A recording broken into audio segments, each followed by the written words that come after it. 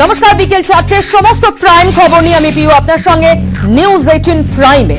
আজ prime news 1 কি দেখব,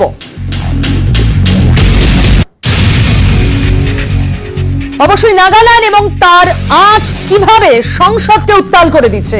বিবৃতি পেশ করেছেন একটু আগেই দেশের স্বরাষ্ট্রমন্ত্রী অমিত শাহ লোকসভায়। নাগাল্যান্ডের ঘটনায় বিশেষ তদন্তকারী দল গঠনের কথা বলেছেন তিনি। 1 মাসের মধ্যে রিপোর্ট জমা দেওয়ার নির্দেশ সংসদে জানিয়েছেন অমিত শাহ। কি বলেছেন শোনাবো শুরুতেই। पुलिस महानिदेशक नागालैंड और आयुक्त नागालैंड ने दिनांक 5/12/21 को घटनास्थल का दौरा किया।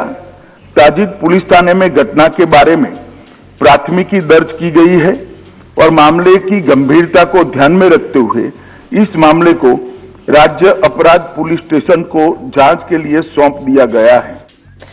लोकसभा वक्तव्य पढ़ा शोनाबो এই মুহূর্তে অমিত শাহ राज्यसभा सरासरि। संदिग्ध क्षेत्र में अम्बुश लगाया था। अम्बुश के दौरान एक वाहन अम्बुश के स्थान के समीप पहुंचा एवं उसे रुकने का इशारा किया गया।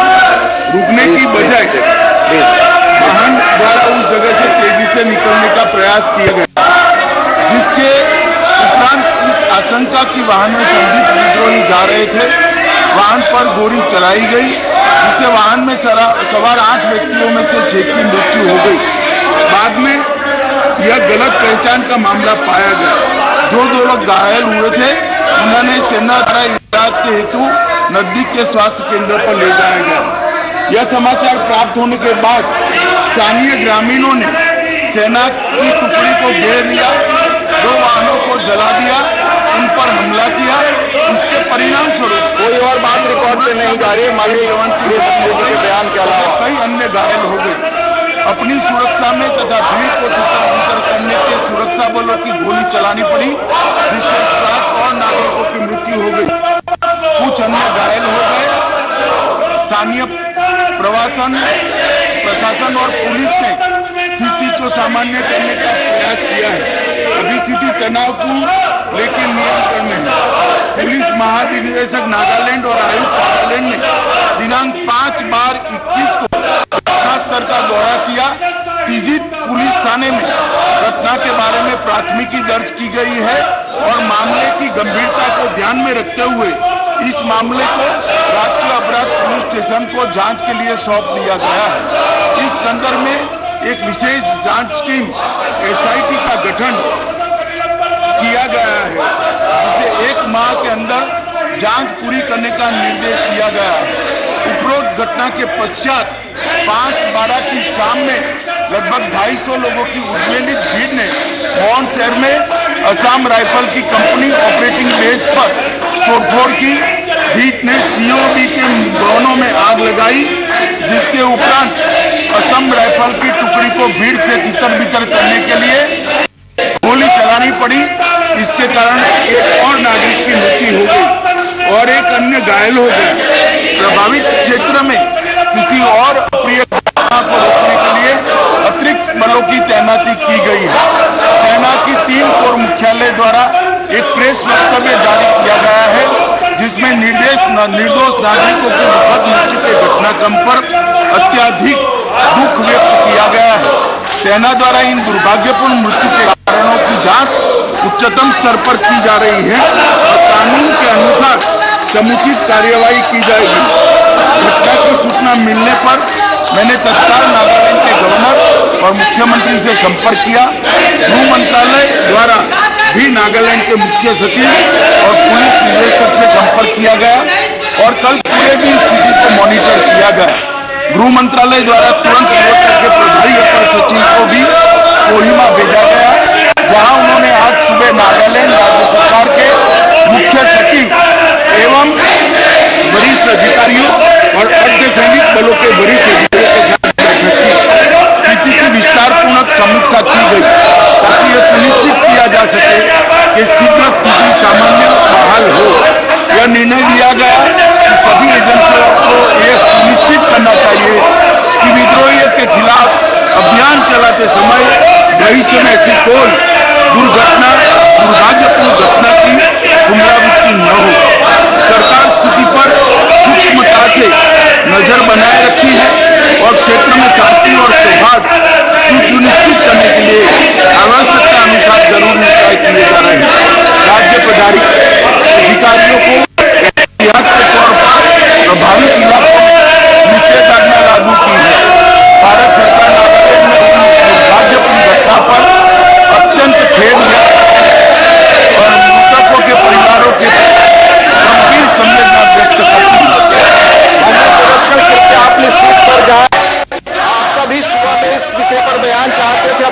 पर जाएं।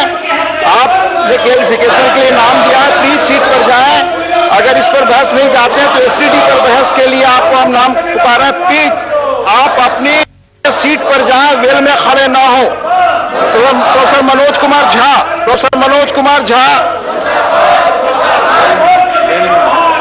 कृपया बेल से जाएं। आपने क्लेरिफिकेशन के लिए नाम दिया है प्रोफेसर मनोज कुमार झा।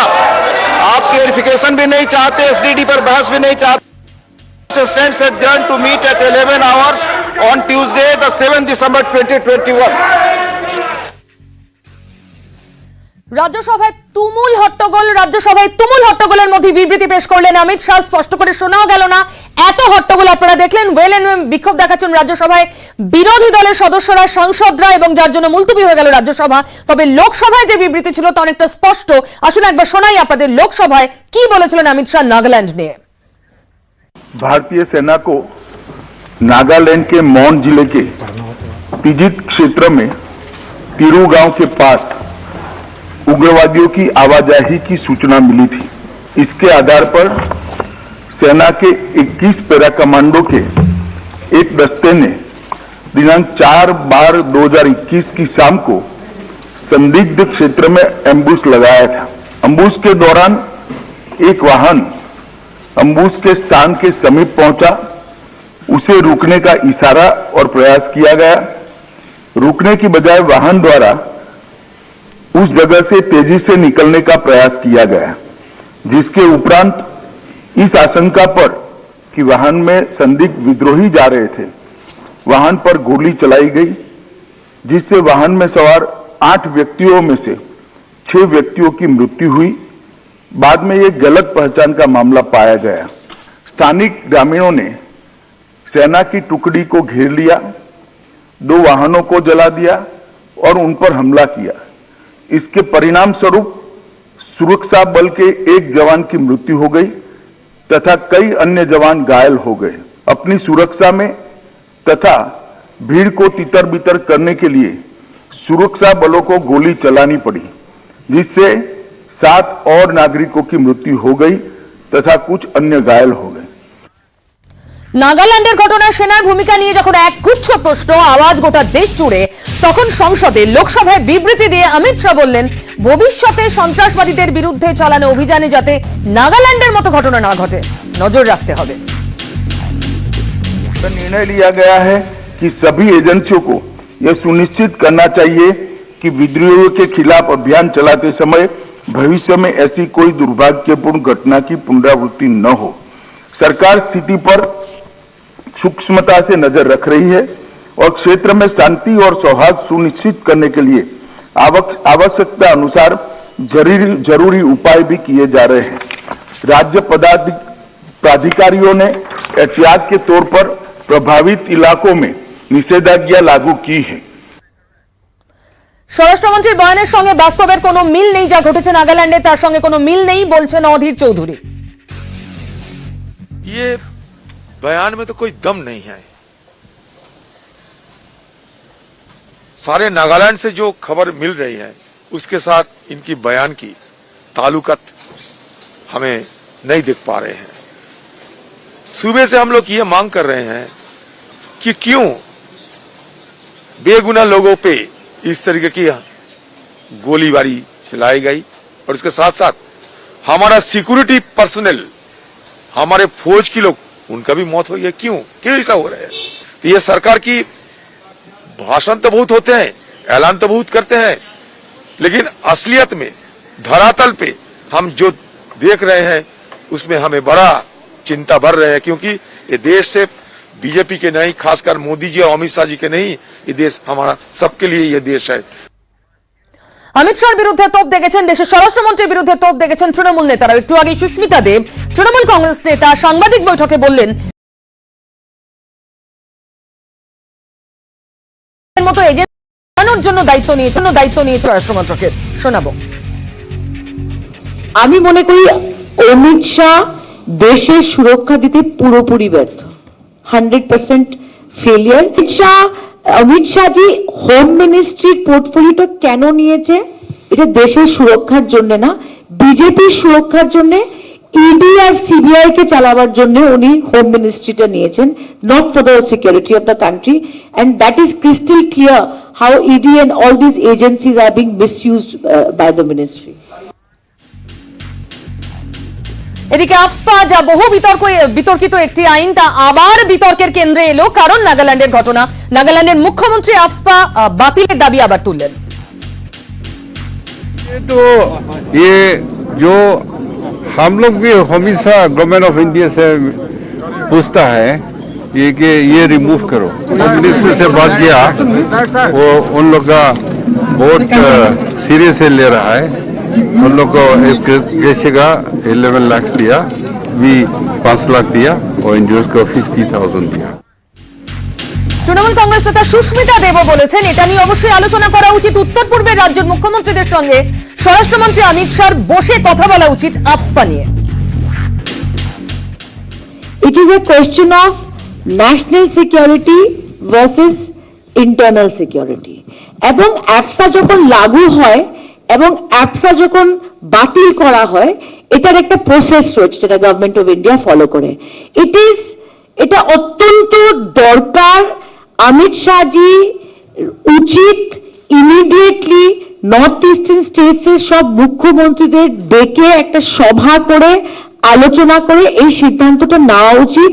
আর অ্যাপসা এরকম একটা জিনিস, অ্যাপসা এরকম একটা আইন বলতে গেলে যে প্রত্যেকটা নর্থ ইস্টার্ন স্টেট কিন্তু অ্যাপসা চায় না। এবার আসুন আরো একবার, যদিও আজকের মতো মুলতবি হয়ে গিয়েছে রাজ্যসভা, ভিতরে ছবিটা দেখাই। একটু আগেই যখন রাজ্যসভায় নিজের বিবৃতি নাগাল্যান্ড নিয়ে পেশ করার চেষ্টা করছিলেন অমিত শাহ, তিনি পড়ছিলেন তার বিবৃতি, সেই সময় কি তুমুল হট্টগোল শুরু হয়। সেই সময়ই ওয়েলে নেমে বিক্ষোভ দেখাতে থাকেন বিরোধী সাংসদরা, যার জেরে আজকের মতো মুলতবি হয়ে যায় রাজ্যসভা। प्लीज सीट पर जाएं। अगर इस पर बहस नहीं चाहते हैं तो एसटीडी पर बहस के लिए आपको हम नाम पुकारा नाम दिया है प्रोफेसर मनोज कुमार झा। आप क्लेरिफिकेशन भी नहीं चाहते, एसटीडी पर बहस भी नहीं चाहते। Stands adjourned to meet at 11 hours on Tuesday, the 7th December 2021. না থাকাটাই ভালো বলে আমি মনে করি। দলের একাংশের বিরুদ্ধে বিজেপি বিধায়কের ক্ষোভ, কটাক্ষ তৃণমূলের, সরগরম খড়গপুরে এই হোর্ডিং এই ছয়লা, কিন্তু নেই স্থানীয় বিধায়ক হিরণ চট্টোপাধ্যায়ের ছবি। এই নিয়েই ক্ষোভ। দিলীপ ঘোষের নাম না করলেও ক্ষোভ উগরে দিয়েছেন হিরণ, নালিশ জানিয়েছেন কেন্দ্রীয় নেতৃত্বকে। খড়গপুর থেকে শঙ্কর রায়, নিউজ 18 বাংলা। জওয়াদেও জমজমাট পুরো ভোটের প্রচার, বিজেপির প্রচারে বাদাম কাকুর গান। লাল সবুজ শিবিরও পাল্লা দিয়ে প্রচার সেরেছে জোর কদমে।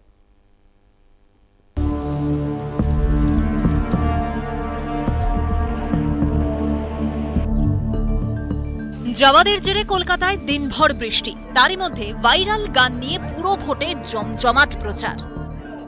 আমার কাছে নেই কবু ভাজা বাদাম, আমার কাছে আছে শুধু কাঁচা বাদাম, আমার কাছে আছে শুধু ক্ষীরে ছানা ভাজা, আমার কাছে আছে শুধু ক্ষীরে ছানা ভাজা, আমার কাছে নেই কবু তোলা সিন্ডিকেট, আমার কাছে নেই কবু তোলা সিন্ডিকেট, আমার কাছে আছে শুধু উন্নয়ন টিকেট। জোড়াসাঁকোর 22 নম্বর ওয়ার্ড, বিজেপির প্রচারে কাঁচা বাদামের গান, গানের সঙ্গেই পথে প্রচারে বিজেপি প্রার্থী মীনা দেবী পুরোহিত। আমার কাউন্সিলর হওয়ার পরে পানীয় জল ছিল না এখানে, যে পানীয় জল বাড়ি বাড়ি পৌঁছে দিলাম। তারপর আলো দেখছেন, এই যে আমাদের বিজনেস এরিয়া, এখানে আলোর খুব দরকার আছে, যে চুরি চকরি সব হয়, ওই জন্য পুরো ওয়ার্ডকে আলো থেকে সাজিয়েছি। 8 নম্বর ওয়ার্ডে জগৎ মুখার্জি পার্ক এলাকায় প্রচার সারেন তৃণমূল প্রার্থী পূজা পাঁজা, সঙ্গে ছিলেন মা শশী পাঁজা। মিছিলটি করা হয়েছে এমন ভাবে যাতে সবাই আমাদের দেখতে পান এবং সেইভাবেই আমাদের করা হয়েছে। দেখুন, জ্যাকেট, ফ্ল্যাগ, সিম্বল সব মিলে খুব আনন্দ উৎসবের মতো লাগছে। পূজা পাজার প্রতি হয়তো প্রত্যাশা অনেকটা থাকবে এবং যেহেতু একটা ফ্রেশনেস থাকবে তার কাজে। বউবাজারে এবার সিপিআইএম প্রার্থী অন্বেষা দাস, ছাতা নিয়েই সকাল সকাল এলাকায় জনসংযোগে। শিয়ালদার 49 নম্বর ওয়ার্ডের তৃণমূল প্রার্থী মোনালিসা বন্দ্যোপাধ্যায়, বাড়ি বাড়ি প্রচারেই জোর দিচ্ছেন প্রার্থী। এটা একটা হেলদি কম্পিটিশন হবে, উপনীতা আমাদেরই পাড়ার মেয়ে, খুব ভালো মেয়ে, এসএফআই করে, কিন্তু যেহেতু আমরা দলটা অন্য, সবার আইডিওলজি ডিফারেন্ট, তো উইল ফাইট হেলদিলি। মানিকতলা এলাকার 15 নম্বর ওয়ার্ড, এখানে এবার পুরো ভোটে আরএসপি প্রার্থী দীপা সাহা। লালাবাগান এলাকার বিভিন্ন জায়গায় প্রচার করেন, কথা বলেন স্থানীয়দের সঙ্গে। জাওয়াদের জেরে দিনভর বৃষ্টির মধ্যেই চলেছে পুরো ভোটের প্রচার। নিউজ 18 বাংলা। পুরভোটে 2 ওয়ার্ডে মনোনয়ন প্রত্যাহার পদ্মপ্রার্থী। বিজেপি রাজ্য সভাপতি বলছেন ভয় দেখানোয় প্রত্যাহার, যদিও প্রার্থীদের মত অন্য।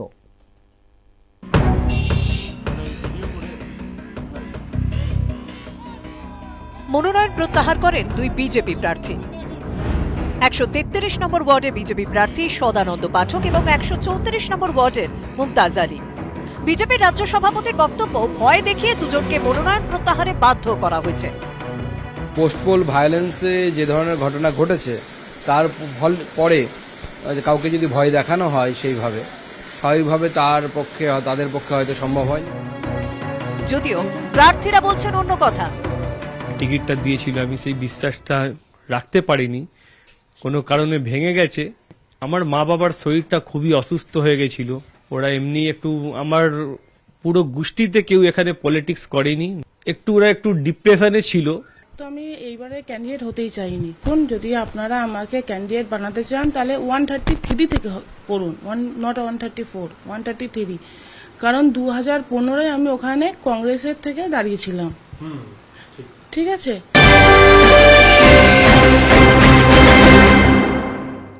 খড়গপুরে হাসপাতালে ভাঙচুর, গ্রেফতার করা হয়েছে ঘটনার জেরে 2 জনকে।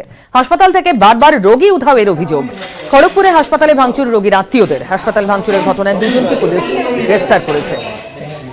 রোগী উধাও হয়ে যাওয়ার অভিযোগ নিয়েই ভাঙচুর।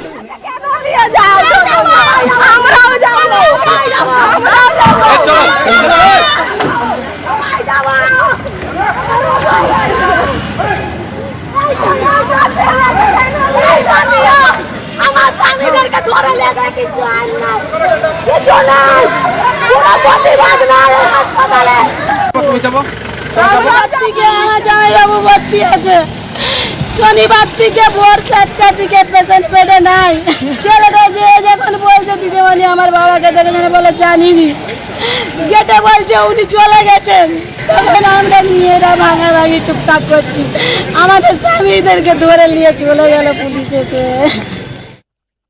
2 তারিখ ভর্তি হয় 3:30 সময়, তো তারপর 8:30 থেকে পেশেন্টকে পাওয়া যায় না।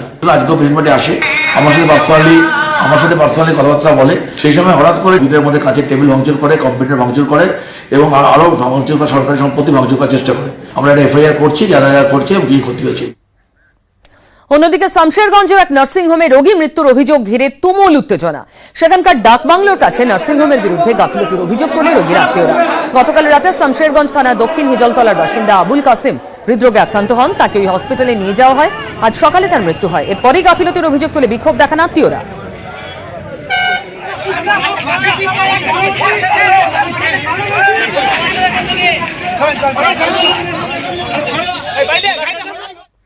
আরো একটি ঘটনা চণ্ডীতলায়, একই পরিবারের 3 জন খুন। সিঙ্গুরের পর এবার চণ্ডীতলায় আত্মীয়দের বিরুদ্ধে খুনের অভিযোগ রয়েছে। সম্পত্তি নিয়ে বিবাদের জের, তাই এই খুন বলে অনুমান পুলিশের।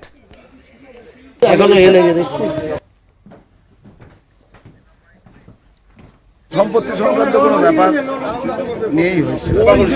কজন মারা গেছে? 3 জন মারা গেছে। কি নাম? মারা গেছে সঞ্জয় ঘোষ, বিজলি ঘোষ আর শিল্পা ঘোষ। আর যে মেরেছে পাশেই বাড়ি, একদম একই বিড়ালে বাড়ি। এই ভাই ভাই সম্পর্ক ছিল নাকি? হ্যাঁ, ভাই ভাই।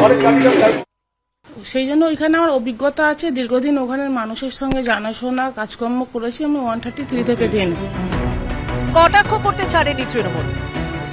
ওখানে বিজেপির বেসিক কোনো সংগঠন নেই। কাউকে ধরে বেঁধে হয়তো বিজেপি দিয়েছিল, আমি জানি না, কিন্তু কাউকে কোনোদিন বিজেপি করেছে এরকম শুনিনি।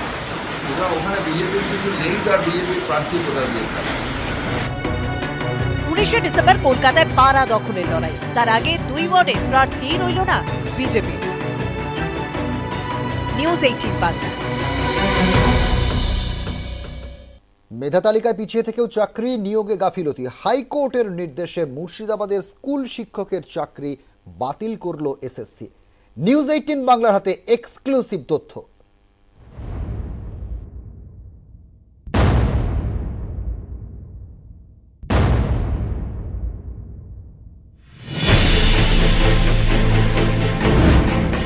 গ্রুপ ডি গ্রুপ সির পর নবম দশম শ্রেণীর শিক্ষক নিয়োগেও উঠে এলো এসএসসির গাফিলতি। হাইকোর্টের নির্দেশে ভুল স্বীকার করে চাকরি বাতিল করে দিল central school service commission. Murshidabad Sagardighi স্কুলে গণিত বিষয়ে নিয়োগ পান নীলমণি বর্মন। এসসি ক্যাটাগরিতে চাকরি পান মেধা তালিকার পিছনে থাকা নীলমণি। বঞ্চিত হওয়ার অভিযোগে হাইকোর্টে মামলা করেন প্রশান্ত দাস। মামলার প্রেক্ষিতে এসএসসির থেকে রিপোর্ট তলব করে কলকাতা হাইকোর্ট। রিপোর্টে বঞ্চনার অভিযোগ স্বীকার করে নেয় এসএসসি। নবম দশম শিক্ষক নিয়োগে ভুল স্বীকার করে এসএসসি। শুধু মেধা তালিকা নয়, ক্যাটাগরি অনিয়মের কথাও জানায় এসএসসি। এরপরই কড়া নির্দেশ দেন হাইকোর্টের বিচারপতি অমৃতা সিনহা। আদালতের নির্দেশ, শুধু ভুল স্বীকার নয়, আইনানুগ কড়া পদক্ষেপ নিক এসএসসি। আদালতের নির্দেশ পেয়ে নভেম্বরের শেষ দিকে ওই শিক্ষকের চাকরি বাতিল করে দেয় এসএসসি। যাদের র্যাঙ্ক উপরে আছে তারা নিয়োগ পায়নি, অপরদিকে যাদের র্যাঙ্ক নিচে আছে তারা নিয়োগ পেয়েছে। শুধুমাত্র র্যাঙ্কে আছে, ওয়েট লিস্টের আছে তাই নয়, যাদের ওয়েট লিস্টে কোথাও নাম ছিল না তারাও কিন্তু অ্যাপয়েন্টমেন্ট পেয়েছে। কিন্তু প্রশ্ন অন্য জায়গায়, যে এরকম কতজন আছে যারা এইভাবে ভুলভাবে বা দুর্নীতির পথে নিয়োগ পেয়েছে। এখন দেখার গ্রুপ ডি গ্রুপ সি নিয়ে একাধিক নিয়োগ অস্বস্তির মাঝে এসএসসির এই সিদ্ধান্ত পরীক্ষার্থীদের কাছে আলাদা কোনো বার্তা নিয়ে আসে কিনা। ক্যামেরায় বিভাস দত্তের সঙ্গে অর্ণব হাজরা, নিউজ 18 বাংলা, কলকাতা। ফের অমানবিক পুলিশ চোর সন্দেহে এক ব্যক্তিকে বেধড়ক মারধর করা হয়। কাঠগড়া ইলামবাজার থানার এএসআই এবং সিভিক ভলান্টিয়ার এএসআই এর বিরুদ্ধে বিভাগীয় তদন্ত শুরু।